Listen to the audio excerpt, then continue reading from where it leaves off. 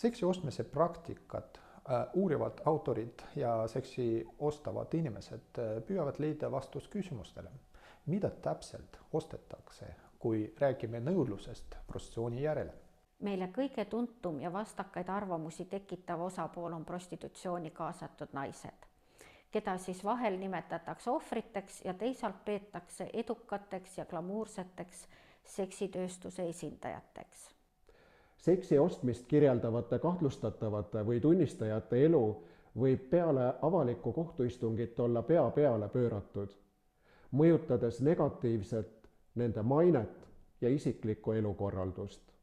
Enesetapule on mõelnud 40% naistest, neist 57% viimase 12 kuu jooksul. Teisest küljest ütles umbes kolmandik aktiivsetest ostjatest, et soovivad nad seksi ostmisest loobuda.